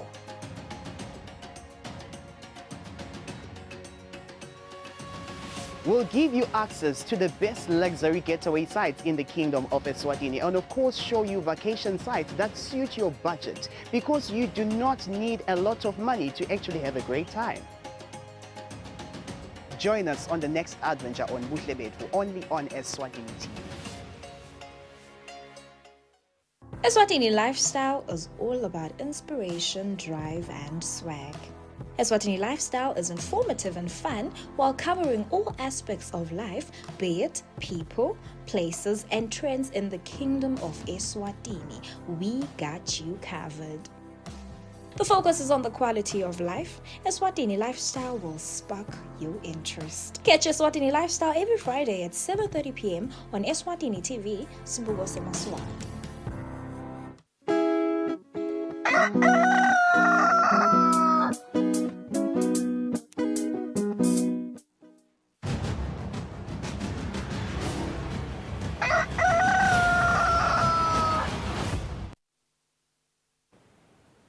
Kwayilo muhle 32 minutes after 7 sitawufuna ke kulesikhathi sanyalo ukuthi sikhulumisane nensatheli yemsakazo our senior journalist LinkedIn Kusile mayelana ke nemsebenzi lomkhulu lesiubonile esukwini la Itolo empela nje ngumsebenzi lesolo uchubeka lesiubonile a couple of weeks ago na uqala nqa kulandzela ke ukuthi umthetho wasisekelo unelikhasi lelinesihloko lesithi composition of parliament lapho khona kuqala section 93 uchaza ukuthi iParliamente yelakuleli iyawuba netimphunga kanye nendlu yabayesikhulu ngesingisi bathi the Parliament of Swaziland shall consist of a Senate and a House of Assembly. Umthetho wasisekelo ke ubese soba na section 94 subsection 1 lothi indlu yetimphunga iyawuba nemalunga langendluli kulangemashumi lamathathu nakunye. The Senate shall consist of not more than 31 members in this constitution referred to as senators who shall be elected or appointed in accordance with this section. Lokung subsection 2 lothi ke yena kutelishumi taletimphunga kufuneka ukuthi lokungenani labasihlanu babe bomake kuteke kutawumeleleka sithombe semango weMaswati ngesilumbi ukuthi 10 senators at least half of whom shall be female shall be elected by the members of the House in such a manner as may be prescribed or under any law at their first meeting as to represent a cross section of the Swazi society. LinkedIn Kusile, welcome to the program. Ngikubonile Itolo uyifuca lencola uhamba nje nembukeli ekutheni awubone lo msebenzi Itolo nathi bekwa letimphunga letilishumi engcenye lomnye soyadideka ngoba nangifunza lo section 94 subsection 1 subsection 2 empeleni uthi indaba ukuthi le senate yawuba ngi30 ubona lelihlelo liyaphela Itolo kunetimphunga letilishumi ngifuna simcacisele lo ukuthi kunalomunye phela umthetho lapha kulomthetho sisekela lo tasungeta lo 20 sikuphi lapha. Yes, angithi lo section 94 wonke nje sifiso ukhuluma ngalokusetshenziswa nzabade kwakha le Senate. Lala sesikhona khona ngicabanga ukuthi imicwana le yangale section 93 lo ichazile lokuthi siyakhile indlu yabaye esikhulu. Tinkundla timfakile 59 ngonyama yamfaka 10. Lala sesikhona khona manje sesiphelile lesigaba lesesibili la khona indlu yabaye esikhulu ibheka sifake lo 10. Sesingena ke kulesinye isigaba manje lesesimele kuthi ingonyama emhlaba ibusise labang 20 labataseke seya complete ke le Senate. Kusho nje la sesikhona khona sesimelele ukuthi inkosi ibulale 20 wema senators. Sesiyasho ukuthi now we have a complete parliament. Yeah, also a complete House of Senate as well. Asibuyele kulo 10. You just alluded to the fact ukuthi kuna 59 lo wakhethwe tinkundleni kwaba na 10 wabulawa ingonyama kwakha a total of 69. Kunema visuals ayitolo nakusenjetwa lapha bekubhaliwe ukuthi total votes nasekukhethwa bekuna 69. Nguye lo 69 lo sambekile lo. The election process usebenzisa igama ayitolo emoyeni ukuthi kufuna umuntu ukuthi pay attention alandzeleliseke kahle ukuthi atakhona ku-understand ukuthi kukhethwa njani. I think kusita kakhulu ukuthi ungitshele lokho LinkedIn ngoba ngithena when I paid attention kube ne moment lapho khona nakubalwa because icalwe nge-female category. Exactly. Boma ke sibone former senator Lizinkosi who is now a senator again after kuwina kwakhe esukwini la itolo. She was amongst people that had low votes. Bekunalabanye bangetulu kwakhe but khanze seba eliminated aqhubeka yena. Engabe tindzaba tabo transfer of votes betihamba kanjani la? So imcoka le ndzaba le kuseneni na iqala le process bahlonishwa ngakhathi endlini bamlalele returning officer long clerk to parliament ukuthi indlela yini lesitayisebenzisa lesemthethweni lo ukuthi simkhetha njani lo lama senators. Uyakhumbula lo ukuthi lamalunga onke elapha ekhathi endlini ang 69 including the speaker ngoba naye ilunga le parliament. Bonke kubhele ukuthi bavote. So iyashiyana ukuthi batawusebenzisa indlela yini. Lenye indlela lebebangayisebenzisa bengulayo ukuthi siyavota sivotela labo maka. Sibuka make lotawuhamba phambili ngalamavoti. Sithi 1 uyaqualify uphinde soyicalela phansi sokufanele utahamba embili ngemavoti. Number 2 simthola kona kanjalo iba yinzeke leyo process leyo leya kuyasa. So itolo basebenza iprocess la bebambuka lo 69 lovotile bambuke ngekuthi sifuna bomakela bangakhi labang 5. Bese kuthiwa ke +1 that means 6. So start 69 over 6 divided by 6. Yes. Kuphuma ke 11.5 plus nangiya 1 lebamshoko. So some fraction. Yeah, kubang 12.5 but usukumile ke attorney general because when you get to the fractions you disregard the fraction. Show ukuthi umuntu ukubheka ukuthi abe ne first preference lengitho asinaba vote lapha basebenzisa labo 1 nabo 2. Lo show ukuthi nabacela nje babuka liphepha bayaliphakamisa first preference lo na 1. Uyathola ke kuyabalwa ke ukuthi waze wafika kulo 12 which is the quarter. Yes, waze wafika kulo 12. Sawuphumelele. Okay. So bekwenteka ukuthi na kubalwa itolo khanze ukuthi kusede mhlambe lo mtholile lo 12. Noma ngibekise nje icategory yabo make fezeka. Fezeka ngikhumbula ukuthi uthole 14. Kanzi kudinga nje ube na 12. Bamthatha lo 12 wakhe bambekele bese le surplus lengi2 sendlela ku second preference sendlela ku second preference. Yeah, ngiko lapho ke bese kuthi ke le transfer of votes lawa lamabili bawathatha batawaniketa lo second preference. Basi bangayenta le process leyo they need now to eliminate ba eliminate umuntu lonama original votes lamancane. Bekhona banabo 3 banabo 4 kwabe bede baba eliminate and bathatha lama vote abo le nangabe nje bona 3 bathatha lo bakhipha but bathatha lama vote akho bawa transfer to the next preference. That's the process. Ngiko isheshe yaphela leyo ayithatha isikhathi lesithe kakhulu. Just for clarification Mokobana, 69 members of parliament nabathatha leli phepha bayovota ku female category bakhanza buso lo bong 12. Uthi clerk to parliament nakasaba orienta ngiyacela abahlonishwa usina ulithatha leli phepha ubukusise lobuso ukuthi nguwe nomhle ngifuna kumvotela lo noma labantu lengifuna kubavotela ngoba phela uyambhala umuntu wakho ukuthi lo utaba first preference wami la bank second preference wami.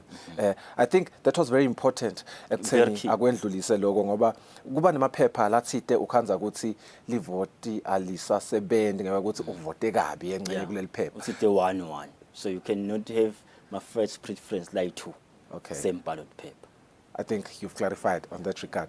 Asingene ke siqhubeke iyaqhubeka umthetho wasisekelo uphinze ugunyade silo semhlaba ukuthi nanaso sitawubulala labangemashumi lamabili labatawakha 20 lotawo bese sawungeteka ke kulo 10 seyaphelela indleti imphunga ushilokelo ukuthi umthetho wasisekelo nalapho uyasho ukuthi at least half shall be female.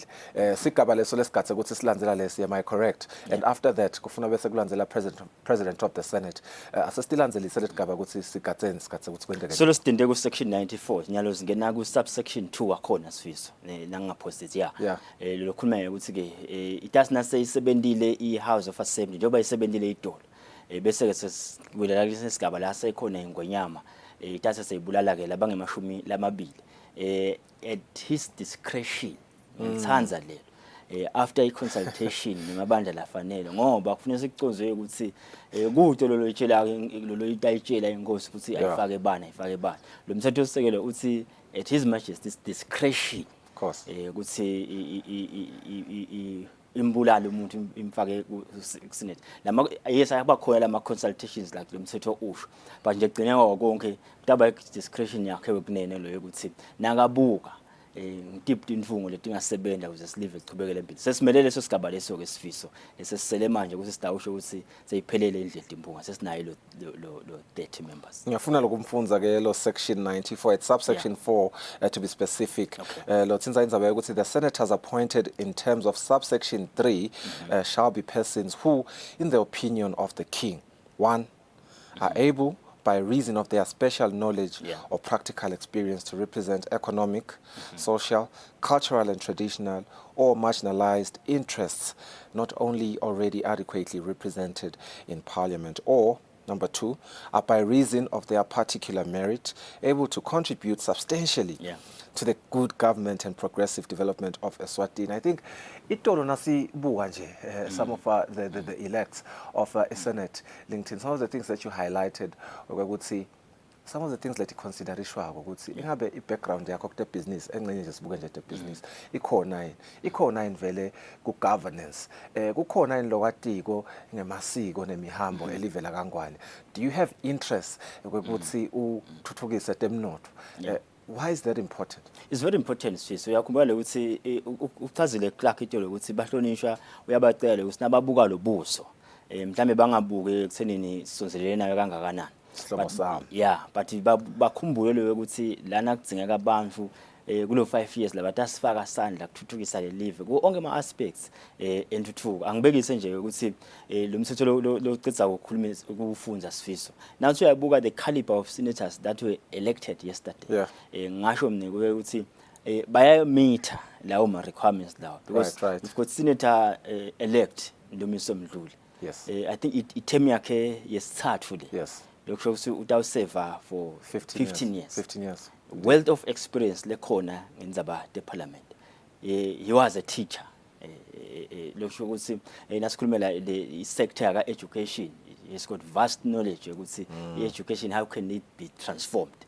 Ngicabanga ukuthi lo munye wama senators mhlambe lata uqhubeka nekufaka sandla kuthuthukisa hlango state imfundo eveni ubuka senator elect Linda Ncumalo simbonile ka ETA livele Eswatini baka Lonely Planet basithe nga 2022 na ufuna nje kuvakasha eAfrica livele ecala ufuna ukucabanga livele Eswatini imsebenzi abambisena boma stakeholders onke but njalo ukuthi nguye lebeka ngi-CEO waleli bandla lokusho ukuthi nguye lefuna drive le strategy lencabanga ukuthi siyazibonile tourism sector it is part of sibuya ku COVID but iya thrive ngiyathika mina no we've got a good senator bo Lindiwe Ngwenya bekakhona ku parliament lephumile as a senator she understands parliamentary procedure ngiyathika lapho Lorraine Ncumalo beka iMP at some point amelele baselibonjeni labo make labangifola bakhe society exactly namuhla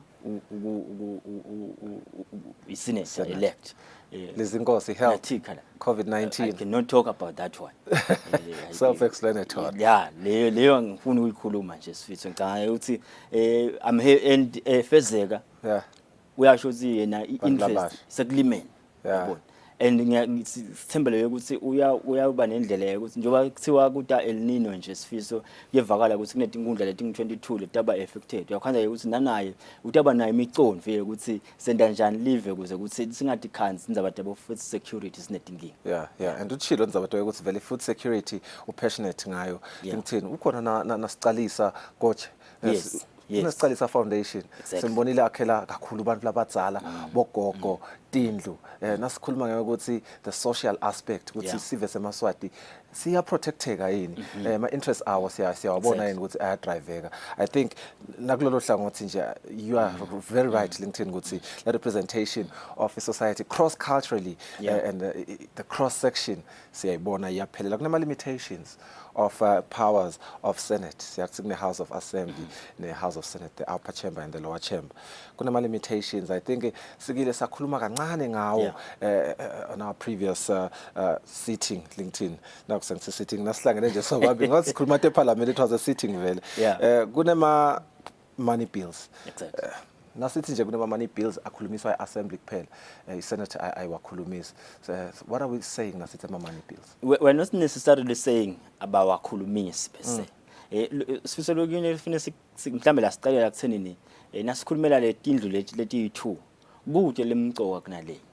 Ngayiva lenye imphunga isubmitter ithi la malunga ngale kaAssembly analo kwento angazuthi ona amcoka kunathi ngala kanzi la ngemalunga eParliament ongayalingana tindlu tiyalingana but ke emthethweni yasesetshenzwa ke manje sifisa ngilapho la kufike khona kube khona umehluko njengoba lo ithinsalo nje ukuthi kuba nema money bills na level funa kuyaboleka imali ka World Bank African Development Bank ihlanganweni lethithe letehlukene kuze kuthi kondiwe imisebenzi lethide iyangena ke House of Assembly leyo bill leyo esetshenzwe iphasa bese ke nase ifuna yendlule le bill iye kulelenye i-chamber but nase yakulelenye i-chamber seyitake ngale certificate ke lo mthetho uthi kufuna ite certificate lesichamaka ku speaker se-agency letawubikela the presiding officer kulelenye chamber ukuthi the Senate President or even the Deputy Senate President yokuthenini there is a money bill usike lo mthetho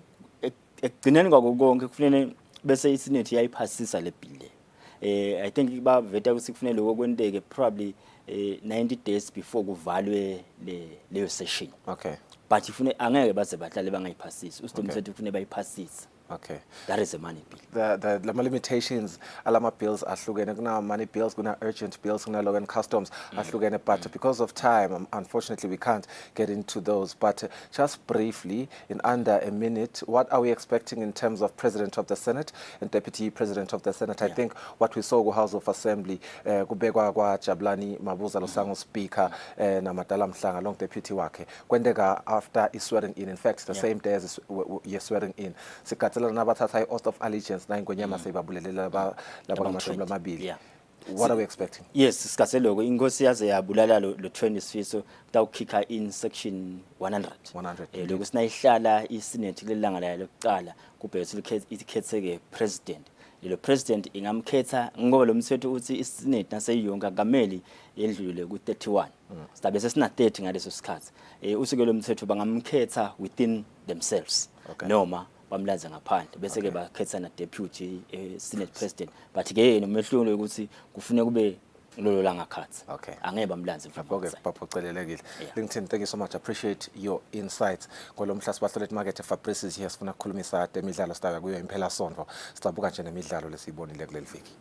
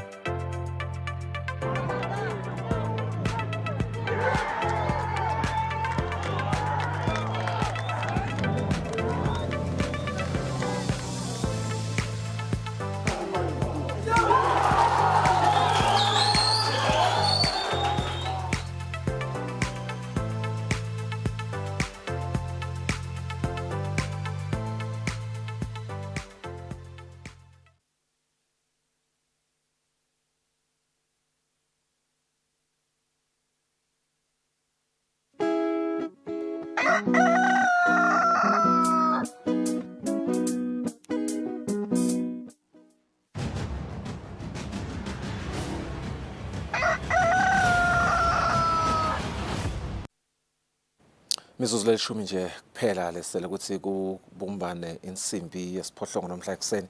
Fabrice Msonera sovela usestudio kutakhulumisa temidlalo. Fabrice, sibonile sukwini la itolo, I think nakuthandi ndzaba mlonyeni indzaba yesihlangu lesitawubhekana ne bafana sigatseni lapho. Dominic quite confident, Hugo not very much. There's a couple of concerns. What are some of the developing stories around lendzaba le?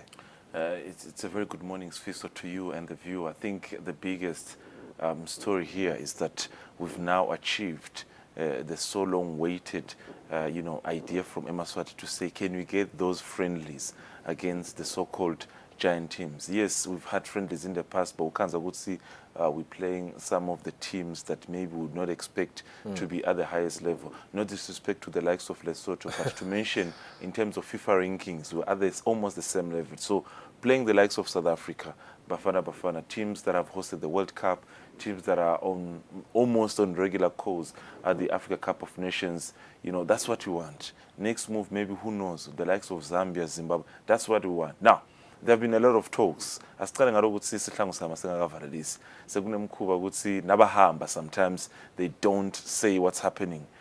We don't get it. These are some of the things, Sfiso, see, if you want to do things accordingly without hiding anything from the public, just be clean and clear. The rule says once you're in camp as a national team, within 14 days, you're supposed to face the media, public-wise. Now, there is three stages, Fiso. There is the calling of the national team. There's the calling of the national team before the actual preparations start. You call the national teams. Then the media say, why didn't you call such and such, player? Then you respond. One is injured, the one didn't get enough time. Now, once you've called now the team, there's what we call the media day within the 14 days of the preparations, where we now look at how the preparations are going. And then there's the departure, where the officials, they bid farewell to the team. So they're not even mentioning that they have left. We don't know if they use which boat or whatever.